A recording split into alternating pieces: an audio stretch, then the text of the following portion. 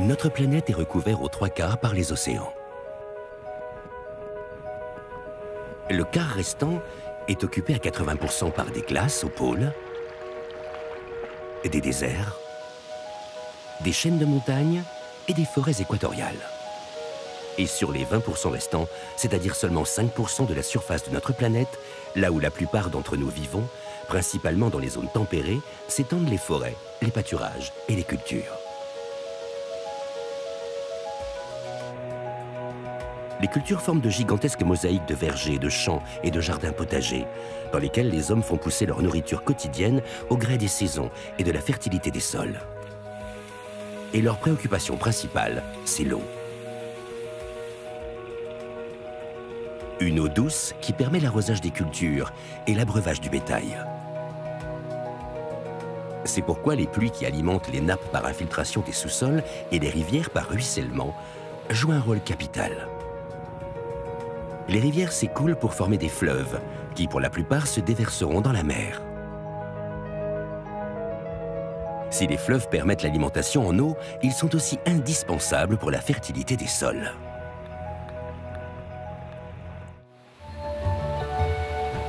En amont, dans les torrents et les rivières, le courant très puissant va désagréger les roches en fines particules qui, pour finir, se déverseront dans les fleuves.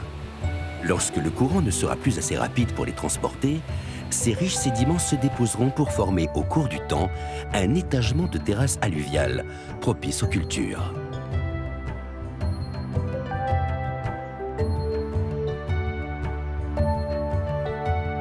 Les îles volcaniques, comme dans l'océan Indien, possèdent des versants fertiles ensoleillés, bien arrosés par les cyclones tropicaux, où poussent la canne à sucre, le thé, les fruits exotiques et une grande variété de légumes.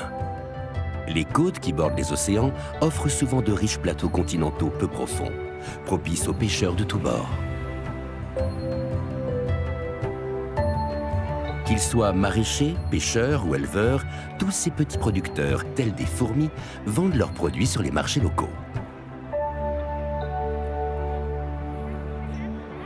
Parfois juste quelques tomates à même le sol, ou plus souvent sur les étals bondés des marchés couverts. Parfois, ils transforment leurs produits en confiture, en conserve, en rhum, en plats cuisinés, en gâteaux. Certains vendent leurs fleurs ou des plantes médicinales. D'autres leur bétail ou le produit de leur pêche. Quel que soit le pays, quelles que soient les habitudes et les coutumes, tout ce petit monde se retrouve au marché, lieu de rencontres et d'échanges. Et pour la plupart, vendre et papoter, faire de nouvelles connaissances, n'est-ce pas là un vrai moment de plaisir? Direction le continent africain.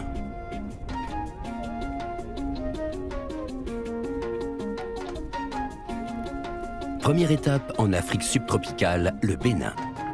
Un petit pays bordé par 3 fleuves. Le Niger au nord-est, marquant la frontière avec le Niger et le Nigeria. Au nord-ouest, la Pendjari, en limite du Burkina Faso. Et à l'ouest, le Mono, frontière naturelle avec le Togo. Le Bénin est soumis à l'alternance de saisons sèches et humides. Il abrite une faune importante, comme celle du parc national de la Pendjari, une aire protégée située à l'extrême nord-ouest du pays. Il regroupe plusieurs espèces d'antilopes, de singes et quelques 250 espèces d'oiseaux. Aussi des buffles, des éléphants et des lions. Et dans les eaux de la Pendjari ou dans les mares, des crocodiles et des hippopotames. Certaines espèces endémiques rares sont protégées, comme ici le singe à ventre rouge.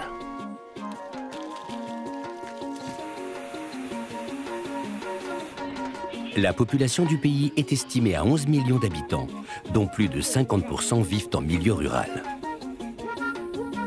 Les exploitations agricoles du Bénin sont en majorité petites et de type familial, orientées vers la polyculture, associées souvent à un petit élevage.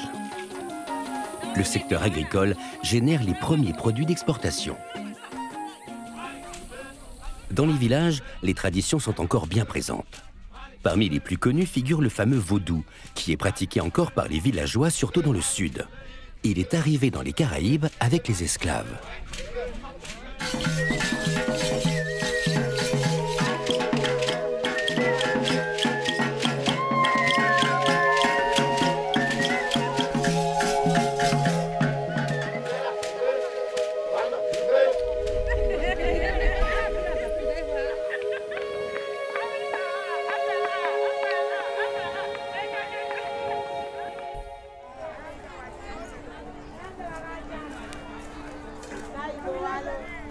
Bien que la ville de Porto Novo soit la capitale administrative du pays, Cotonou, sa proche voisine, en est la capitale économique.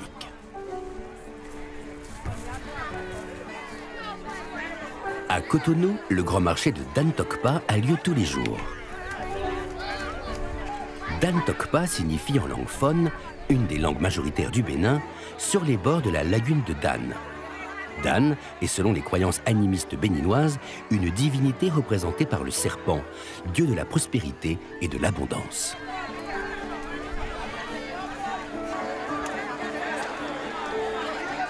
En bordure du canal naturel qui relie la mer au lac Nokwe, ce gigantesque marché à ciel ouvert est réparti entre grossistes et vendeurs au détail. Au débarcadère, les pirogues taxis déposent les villageoises venues des alentours. La renommée de ce marché dépasse les frontières du pays. Commerçants d'Afrique de l'Ouest, du Nigeria, du Mali, du Burkina Faso, du Niger, de la Côte d'Ivoire et du Cameroun, tous se retrouvent sur ce grand marché pour y faire des affaires. C'est une véritable ville dans la ville et probablement le plus important marché d'Afrique de l'Ouest. Ici, c'est le monde des femmes. Elles sont initiées dès leur enfance au commerce par leur mère ou leur tante. La vente des poissons fraîchement débarqués des pirogues a lieu là, à la criée. Immédiatement, ils passent de main en main et ils font l'objet de négociations animées.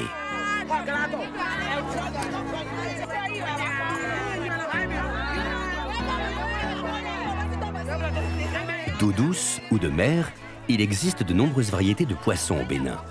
Mais le pays est victime aujourd'hui de la surpêche.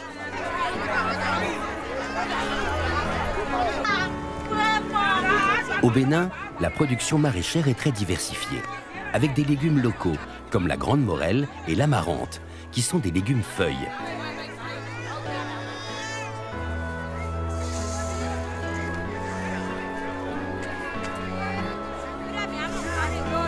Et des légumes exotiques, laitues, carottes, choux, tomates, et aussi des plantes aromatiques.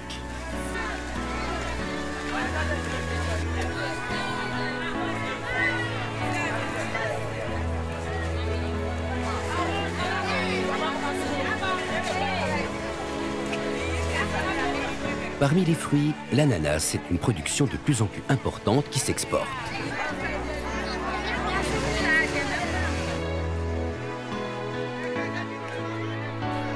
L'oignon vient du Niger, le principal producteur en Afrique, et aussi du Nigeria et du Ghana.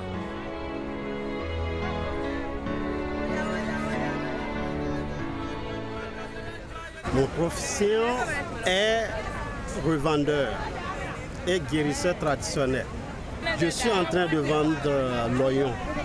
Il y a l'oignon rouge et il y a blanc. Mais le blanc, ça se produit beaucoup vers le Niger, à Galoumi.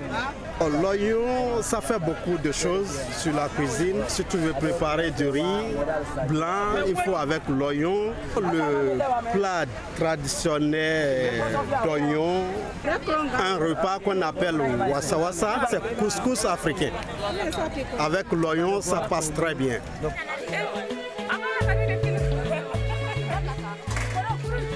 Ce qui fait aussi le grand intérêt de Dan Tokpa, c'est le commerce de tissus imprimés, le célèbre wax hollandais.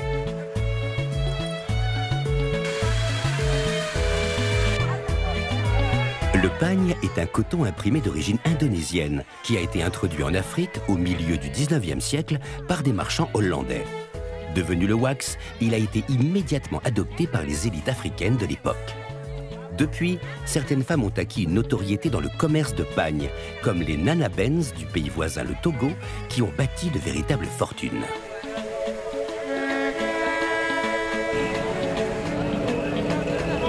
À l'extérieur du marché, pour le transport, tout est prévu.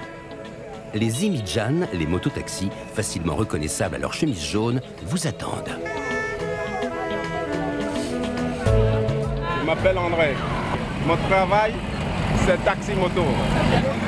C'est vraiment fatigant. Pour André, le marché, c'est un bon moyen de s'assurer des clients. Et à chaque fois, il attend le même numéro d'équilibriste.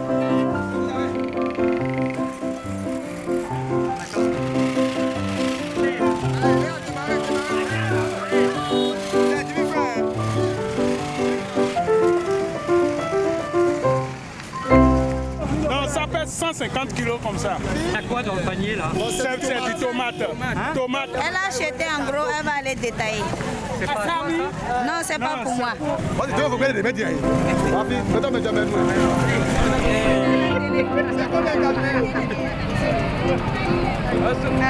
Il y a beaucoup de travail au marché. Si tu viens au marché, vraiment tu dois trouver beaucoup de clients.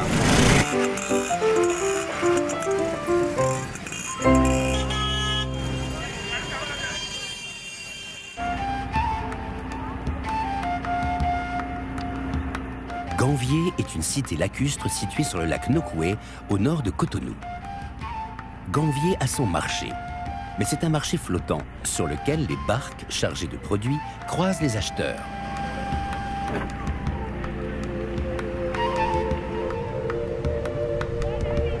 Le lac Nokoué est le plus productif d'Afrique de l'Ouest.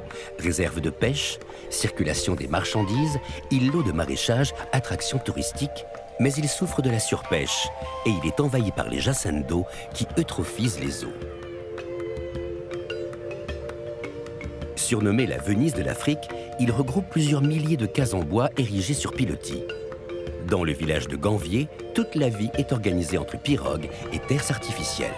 Un mode de vie séculaire choisi et développé par une ethnie de pêcheurs, les Eizo, installés dans la région depuis près de 250 ans. Dans ce marché flottant, ce sont essentiellement les femmes qui viennent vendre leurs produits. Je suis originaire de Ganvié, de la cité lacustre du Bénin. Derrière moi, vous verrez les bonnes dames qui sont dans les pirogues. C'est pour vendre leurs marchandises. En quelques mots, c'est la place du marché flottant. Oui, uniquement les femmes qui font le marché, les hommes sont obligés d'aller à la pêche. Oui, ce marché-là, ça marche tous les jours. Même les dimanches, là, ça marche.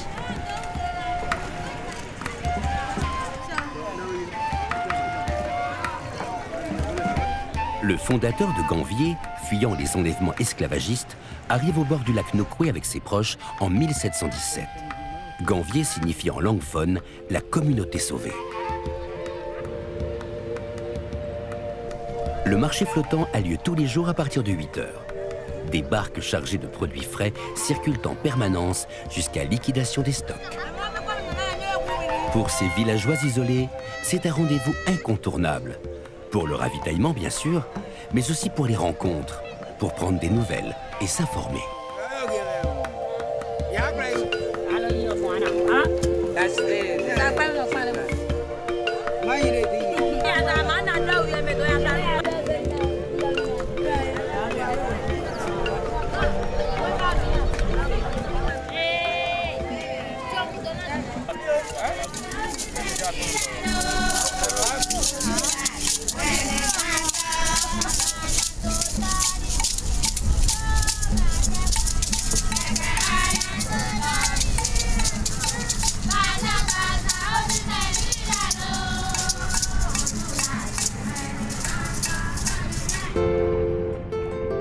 Direction le Mali, un pays d'Afrique de l'Ouest entouré par 7 pays et traversé par le fleuve Niger qui sert de voie de transport.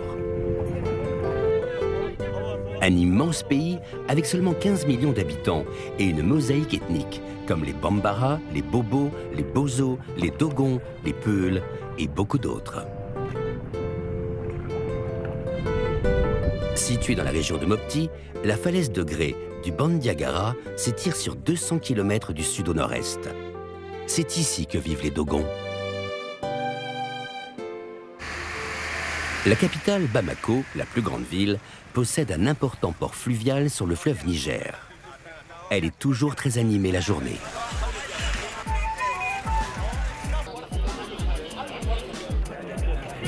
Le marché rose est le plus important de Bamako et il doit son nom à cette maison rose qui trône à l'entrée.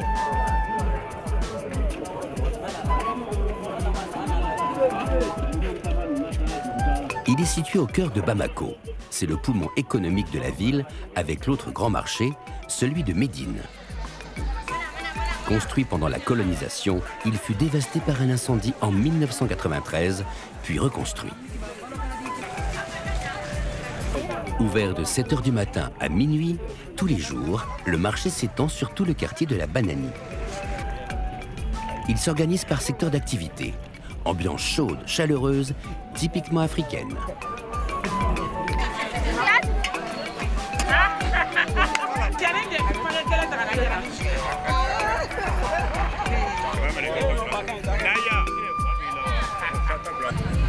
Au Mali, beaucoup de femmes quittent très tôt le matin leur maison pour vendre leurs produits.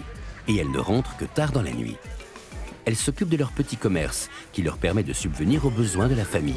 Elles vendent pratiquement tous les mêmes produits.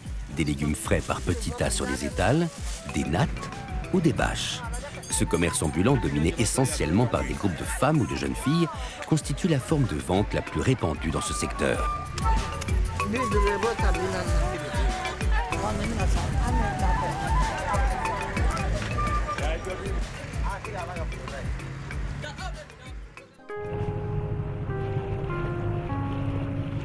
Sur le fleuve Niger, la pêche traditionnelle se fait au filet, sur une pinasse.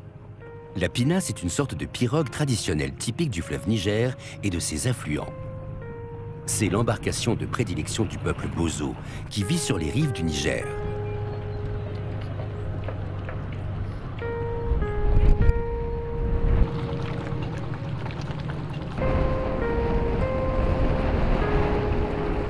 Les pinasses collectives ou grandes pinasses servent au transport des personnes et les petites servent surtout aux pêcheurs.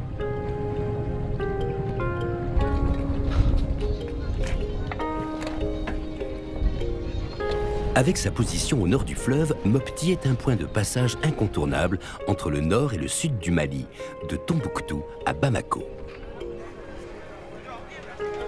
Mopti est l'un des plus grands marchés de la région où cultivateurs Dogon, pêcheurs Bozo, éleveurs Peul viennent vendre leurs produits. Le poisson frais a d'ailleurs fait la richesse de cette ville. Poisson frais et fumé, mais aussi sel-gemme à la coupe, légumes, épices, bois de chauffage, calebasse. Ce marché s'étend autour du port dans le va-et-vient des pinasses qui forment un balai incessant.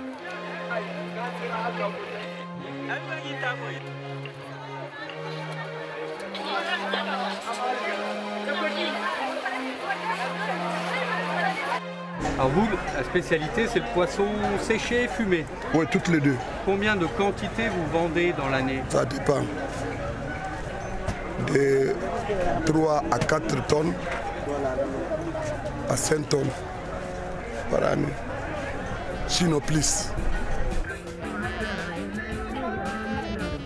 Mamadou est grossiste. Il vend du poisson séché en grande quantité aux marchands venus de tout le pays. Avec lui, les discussions sont âpres, car ici, palabrer fait aussi partie du jeu. Sur le bord du fleuve se trouvent les piments, épices, herbes séchées, à même le sol, sur des bâches ou rangés dans des sacs. Un peu plus loin, le coin des calebasses, qui proviennent du fruit du calebassier, dont l'écorce séchée sert de récipient. Cette technique est utilisée depuis des temps immémoriaux dans la région.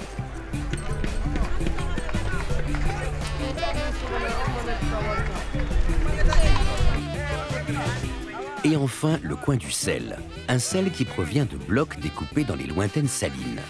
En effet, autrefois, des caravanes constituées de quelques centaines de dromadaires partaient de Tombouctou, sur les bords du fleuve Niger, en direction du nord avec des biens de consommation.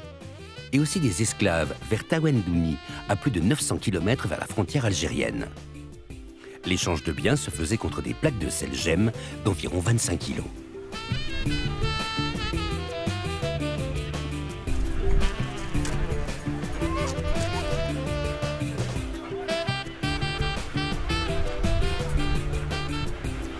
La caravane reprenait alors la direction de Tombouctou, où le sel était revendu dans tout le bassin du fleuve Niger et transporté par bateau à partir du port de Mopti. Direction Djenné. Son nom signifie génie des eaux en langue bozo. Djenné est à la charnière entre le monde nomade et le monde sédentaire. Elle est située à 130 km de Mopti et à 500 km par voie fluviale de la ville caravanière de Tombouctou, à laquelle elle est liée commercialement. Elle est une étape majeure du commerce transsaharien pour le sel et le cuivre à partir du XIIIe siècle. Les marchands arabes et berbères commencèrent à s'installer dans la région et le quartier musulman finit par prendre le dessus à Djenné-Djenno au XIVe siècle. Au XVe siècle, l'ancienne Djenné est abandonnée pour la nouvelle, que nous connaissons aujourd'hui. Peul, Bambara, Sangaï ou Malinké espèrent faire de bonnes affaires avec des marchandises qui ont été amenées ici en charrette, sur le dos des ânes, des zébus ou même sur leur propre tête. Au pied de la fameuse mosquée en pisé, le plus grand édifice d'argile jamais bâti au nom de l'islam, a lieu le marché.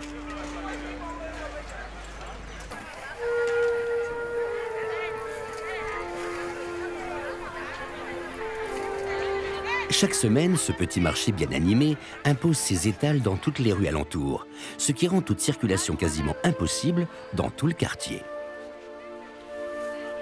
Les femmes, dans leurs boubous multicolores, vendent le piment, le mil, le sorgho, les bananes ou les mangues et bien sûr le riz, base de l'alimentation ici. Mamadou, un petit guide en herbe, souhaite nous faire visiter son marché. J'habite à Djenné ici et je vais à l'école tous les jours, sauf lundi et dimanche. Le lundi, je vais au marché pour pratiquer mes langues avec des touristes.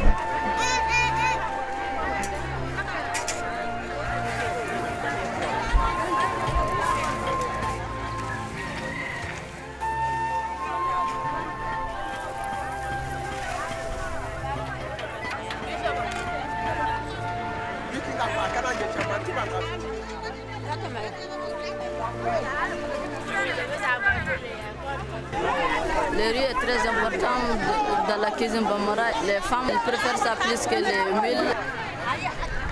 Et ils préparent la sauce avec des poissons fumés.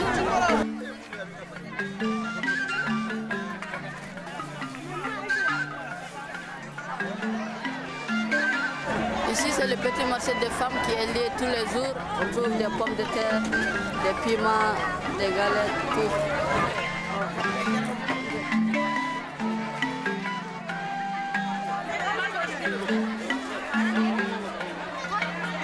Et bien sûr, du beurre de karité, une substance comestible extraite des fruits du karité, un arbre poussant principalement dans les savanes arborées d'Afrique.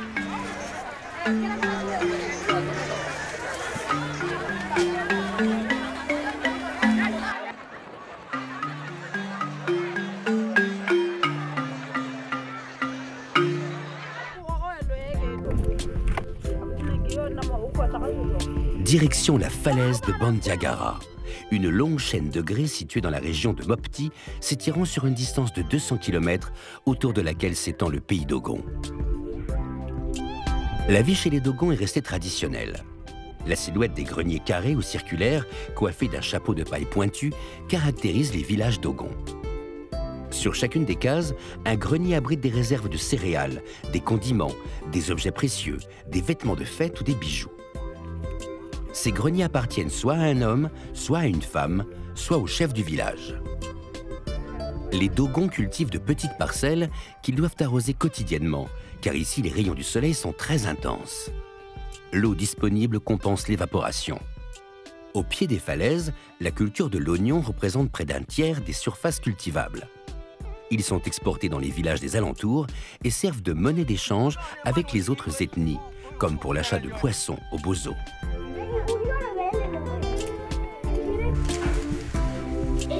Le matin, c'est l'heure de l'école pour les petits Dogons. Au Mali, l'école est obligatoire et certains font plusieurs kilomètres chaque jour pour venir.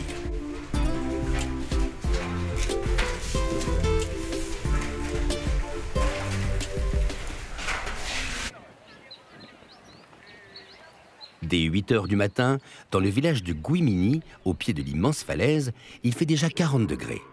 Seules quelques personnes s'affairent aux tâches incontournables.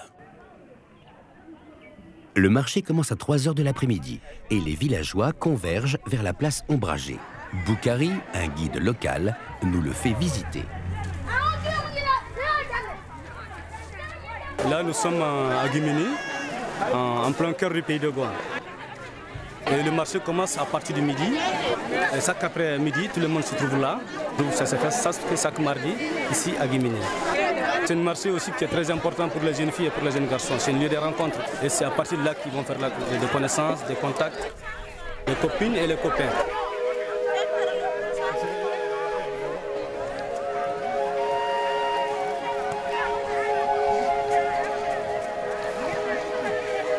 Ici, la plupart des hommes n'ont qu'une seule épouse.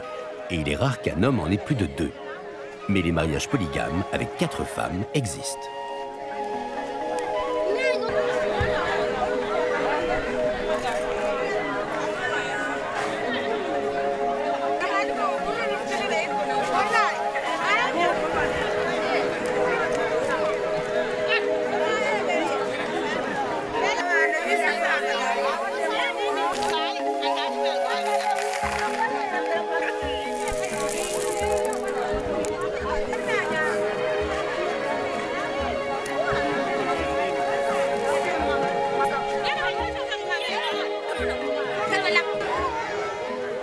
Chez les Dogons, préserver la culture et les traditions des ancêtres est de la plus haute importance. C'est un Dogon, on appelle Pondou. C'est un arbre sauvage qui produit cette produit ici au pays Dogon. C'est bien sucré. Vous avez aussi les poissons fumés, les poissons secs, le jus de raisin sauvage. Donc nous on le prend souvent au pays Dogon. Vous voulez goûter là un peu? Avec plaisir. Vas-y.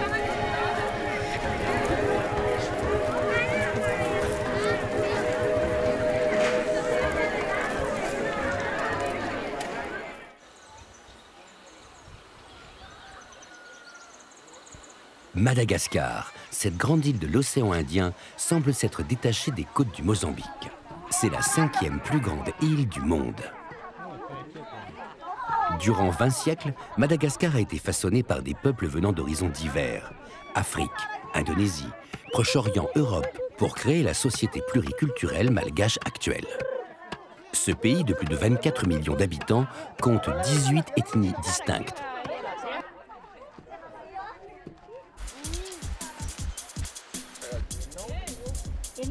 Les paysans pratiquent de plus en plus l'agroforesterie, un mode d'exploitation des terres agricoles associant arbres et culture. Ce système présente des avantages dans le domaine de la protection des sols et en matière de revenus.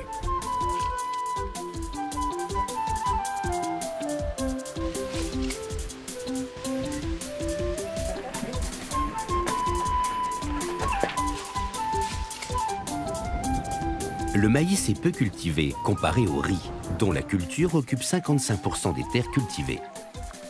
C'est l'aliment de base de la cuisine malgache.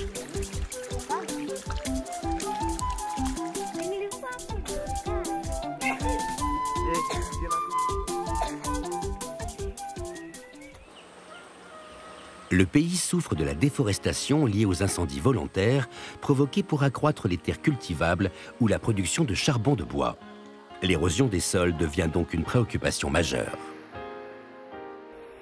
Une des richesses de Madagascar, ce sont les parcs et réserves dans lesquels vivent encore des lémuriens.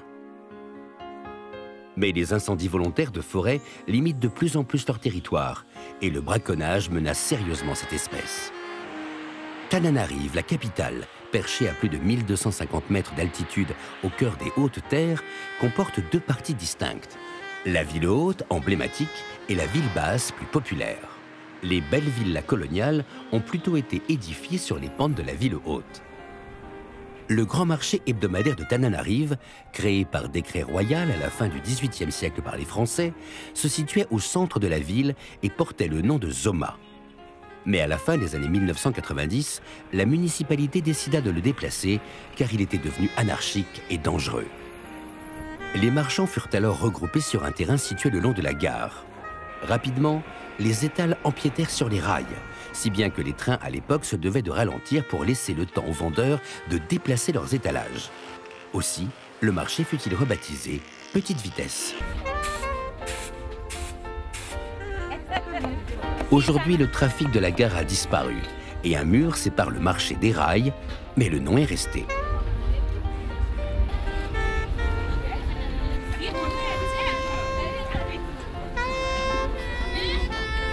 Très complet, le marché ressemble un peu à un bric-à-brac. Prisé autant par les particuliers que par les restaurateurs, souvent indiens et chinois, il est aussi un lieu pour se retrouver. De forme rectangulaire, le marché se compose de plusieurs zones.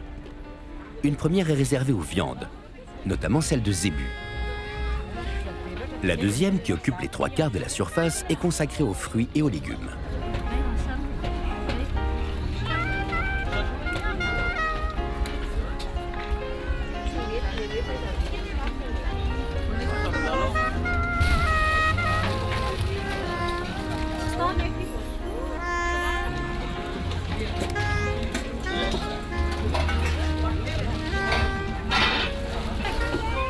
La variété des épices est impressionnante et elle remporte aussi un franc succès à l'exportation.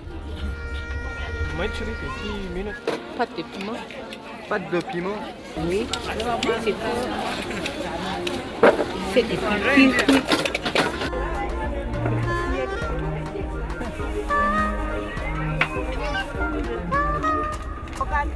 Les plantes médicinales sont encore très utilisées ici, comme dans toute l'Afrique, qui reste attachée aux médecines traditionnelles.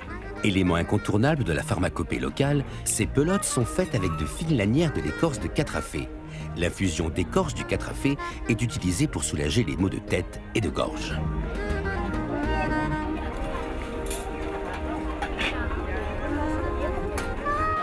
C'est quoi ces galettes? Ça, c'est la résine. La résine? Ah oui. C'est pour allumer le feu? Oui.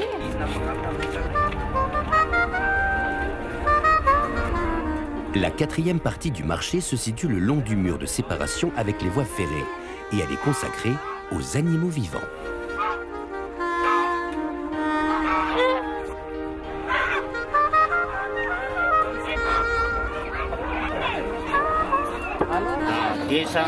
les prix d'Indo.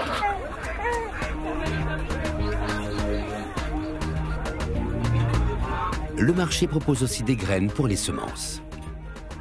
La cinquième partie du marché est consacrée aux vêtements et aux produits ménagers. Quelques petites échoppes improvisées proposent des mazikitas, des brochettes, des sambos, des beignets de viande aux légumes, du manioc grillé ou encore des mofogassi, des galettes de farine de riz. À petite vitesse, c'est aussi la vie qui prend son temps. Au cœur des hauts plateaux, à 250 km de Tananarive, Ambositra est réputée pour être la capitale de l'artisanat malgache. Comme chaque mardi, elle accueille en haut de la ville son marché, royaume du recyclage et des ustensiles en tout genre.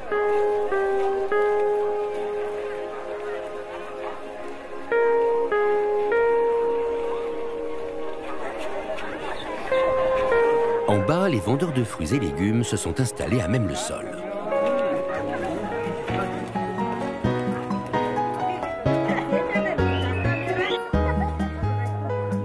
Même avec la pluie et le froid, car c'est l'hiver austral, l'ambiance reste conviviale et chaleureuse.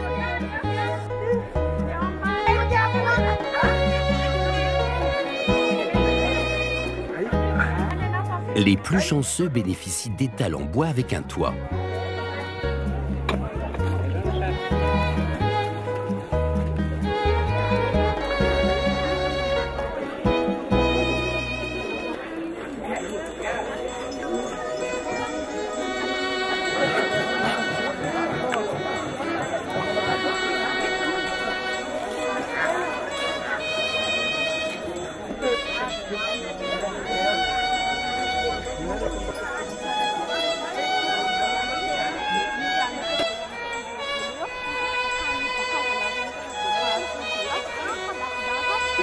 Et pour se réchauffer, rien de tel qu'une soupe ou des plats chauds.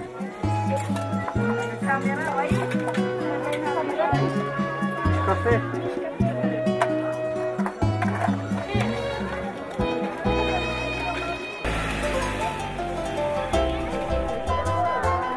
Comme souvent à Madagascar, les pousse-pousse attendent les clients, comme les petits chariots de bois qui transportent les marchandises.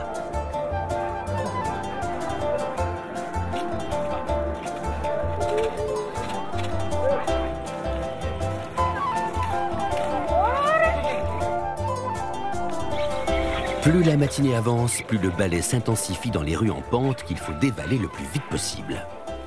Slalom garanti entre piétons, voitures et camions, juste une question d'habitude.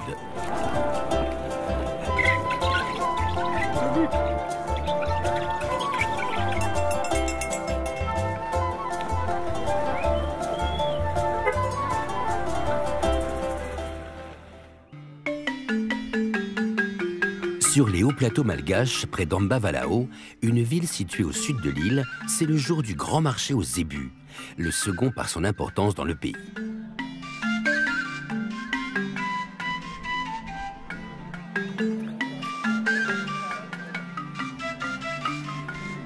Le zébu est un animal emblématique de Madagascar. Il joue un rôle à la fois culturel, social et économique. Culturel car utilisé lors des rituels coutumiers et social car il indique le rang de son propriétaire. C'est aussi un animal de trait dans cette agriculture encore peu mécanisée. Pierre Romaine, un photographe malgache, adore s'y rendre. L'authenticité des rencontres, le rapport étroit entre l'homme et l'animal l'inspire. Ils ont gardé cette attitude, notre façon de s'habiller, c'est vraiment encore comme il y a très longtemps, quoi. Ça ne change pas. Il y a 50 ans, c'était encore la même chose, quoi, dans leur façon de s'habiller. Et ça, j'aime bien, parce qu'ils ont gardé leur authenticité, quoi. Le traçage des zébus est une garantie pour que les affaires se passent bien.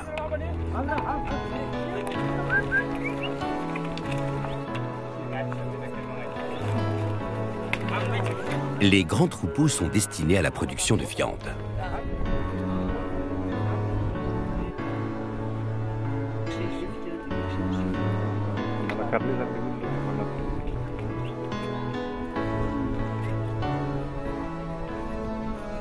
Ici, différentes ethnies collaborent. Les Bara organisent le marché, les Betsileo possèdent les troupeaux et les Mernes s'occupent des abattoirs et de la distribution.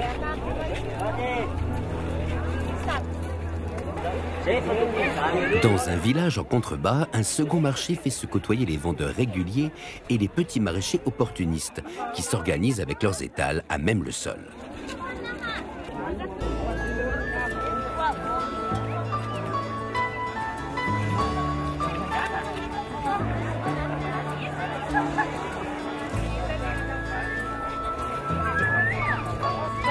Pierre mène déambule, objectif à la main, amusé, ébloui par tant de vie, toujours en quête de nouveaux visages.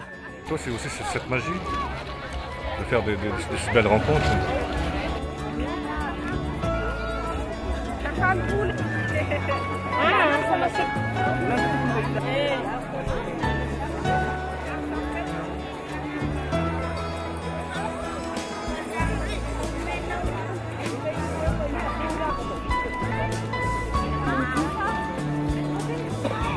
Et là, j'étais surpris qu'il y avait des vendaient des sauterelles ici. Ça abîme beaucoup la culture, alors autant les manger.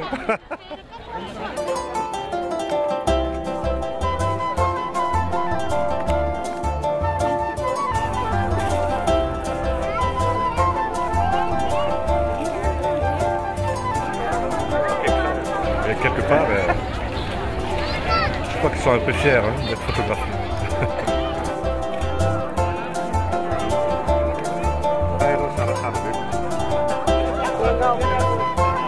Le marché de mercredi en Balavo, que ce soit le zébu ou le marché où il y a les légumes et tout ça, c'est vraiment pour moi une source d'inspiration. C'est grand, c'est énorme et on trouve tout. C'est vraiment un super, c'est vraiment un beau marché. Un marché qu'on n'est pas prêt d'oublier.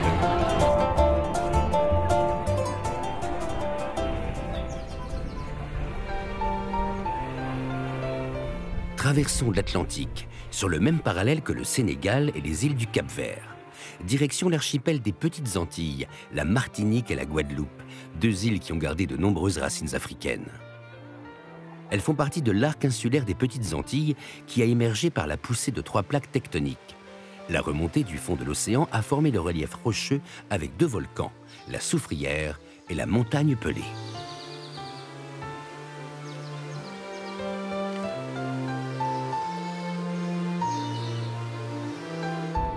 Fort-de-France, la principale ville, est à l'origine un fort royal qui a été bâti au XVIIe siècle pour défendre les positions françaises face aux Anglais et aux Hollandais.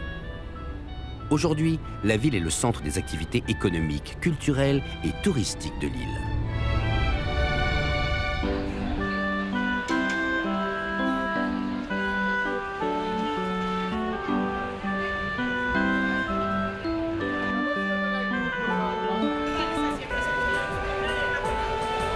Le soleil du matin filtre déjà dans la grande halle du marché aux épices.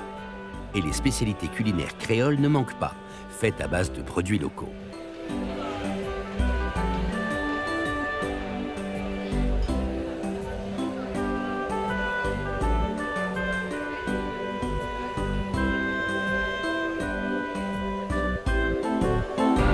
La cannelle.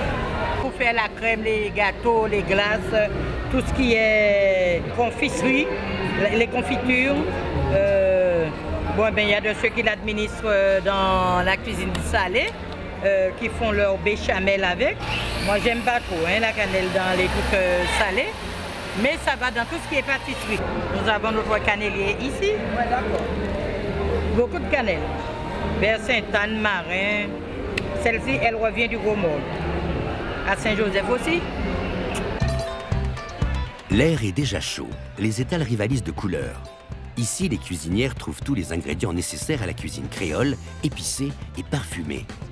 Racines, écorces, potions, huiles, herbes en tout genre ravissent les palais et parfois même soulagent les corps.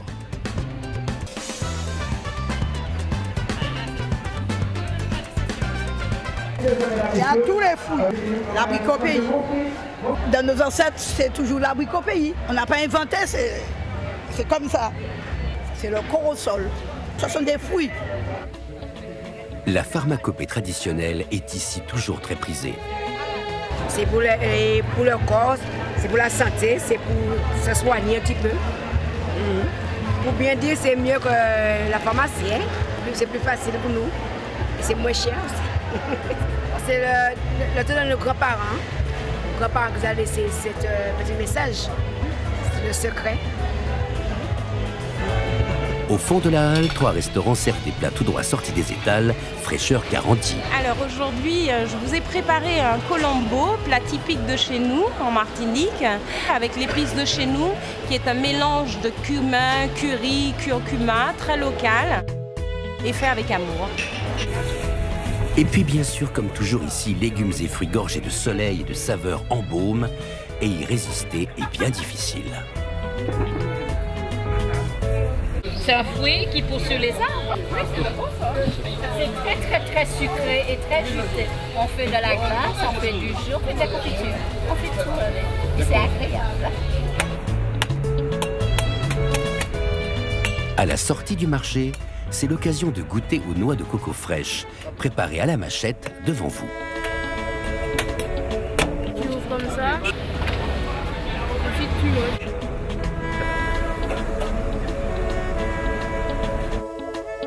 À l'origine, la commune de Rivière-Pilote était peuplée par des Amérindiens Arawaks. Les colons arrivèrent au XVIIe siècle. Cette commune est connue depuis toujours pour avoir été, durant l'esclavage, un refuge pour tous les rebelles, notamment au XVIIIe siècle. Principalement tournée vers la culture agricole, Rivière-Pilote est également un haut lieu du tourisme. Le marché couvert fonctionne tous les matins. Sous sa halle, on trouve des légumes et des fruits au rythme des saisons, des épices, de l'artisanat local, mais également des liqueurs. Et bien sûr, les fameux acras, les beignets. Parmi toutes les acras, je fais ces crevettes qu'ils préfèrent. Vous avez au chartreux, au lambi, à la morue, au titiri, un peu de tout. Mais les gens ils préfèrent les acras de crevettes. Moi, j'ai gardé la recette de ma grand-mère. Je le fais avec des carottes, de la farine, et je le fais avec des tomates, je le fais avec des concombres. Tout ce que je rencontre, je mélange, je mets dans des aquas et ça donne quelque chose de bon. Le problème, c'est qu'on en mange un, on en mange 4, 5, 6, c'est ça. On en mange toujours, on a toujours envie de manger une aqua. Les aquas de Rosie. Et une autre spécialité, le boudin créole, à prendre avec un petit punch bien corsé.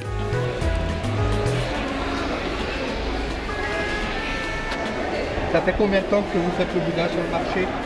Ça fait 40 ans. 40 ans.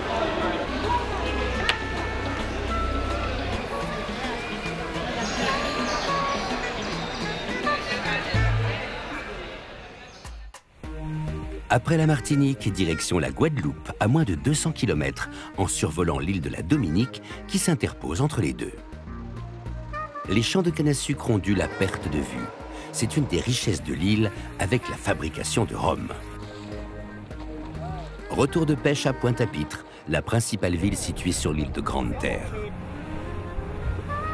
Tous les matins, de retour des îles des Saintes ou de la Désirade, ils se donnent rendez-vous dans le port de la Darse, où la vente a lieu à quai toute l'année. Le marché de la Darse permet aux pêcheurs de vendre immédiatement leur prise. Sous le regard intrigué des pélicans, les hommes hissent des caisses remplies d'une grande variété de poissons.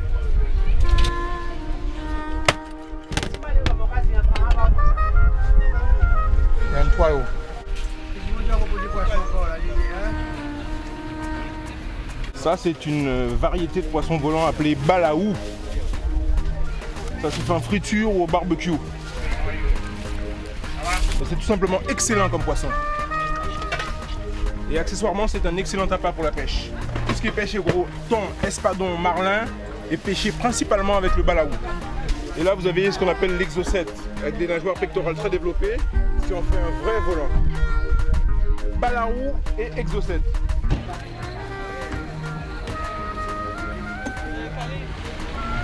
De l'autre côté de la rue, avec leurs étals colorés débordant sur le trottoir, le marché couvert de la Darse abrite les vendeurs de fruits et légumes. Les amateurs d'épices seront comblés. Avec le safran, l'anis étoilé, le poivre vert, le coriandre.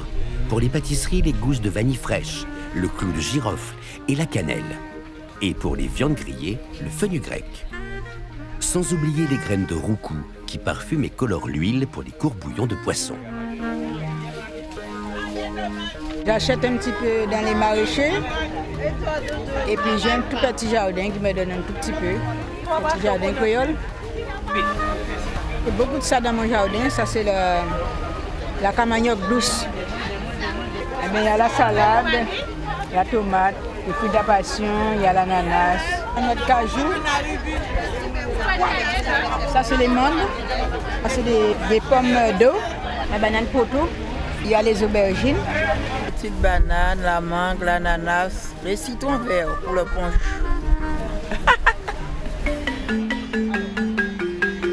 Autre marché à une dizaine de kilomètres à l'ouest de Pointe-à-Pitre, tous les vendredis à partir de 17 h, le marché nocturne de Gosier, qui vient animer le bord de mer avec ses étals colorés.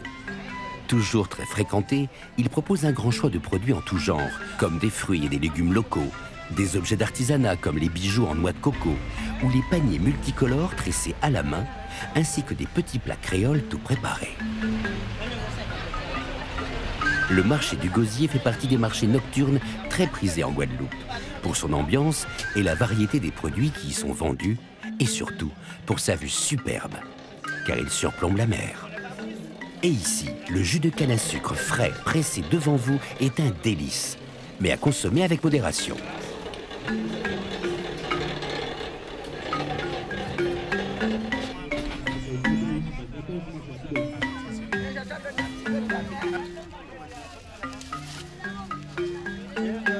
Le cola, lui, il fait 1 kg pile. 1 kg 400. Ça, c'est les chirurgiens du Gosier. Et les chirurgiens du Gosier sont toujours gras. Vous verrez, ils sont délicieux. Il n'y a pas meilleur conseiller que le pêcheur lui-même. Eh bien, le bleu, voilà. Toutes ces langoustes-là viennent du Gosier même, disons entre Sainte-Anne et Gosier. Je les ai tous pêchés entre Sainte-Anne et Gosier. Vous avez déjà la langouste la moins chère sur le marché. Hein. Patientez un petit moment et après je découpe la reine. Moi, 20 kilos. Mais c'est pas fait, moi, pas. Voilà, 2,5 kg. 1 kg pile. Bien assaisonné au beurre noir, c'est délicieux. De la même façon que vous préparez votre courbouillon ou votre colombo pour l'arrêt. Regardez les tranches, elles sont magnifiques. Ça c'est de la carangue. C'est vraiment agréable de voir que les gens apprécient ce qu'il y a de bon.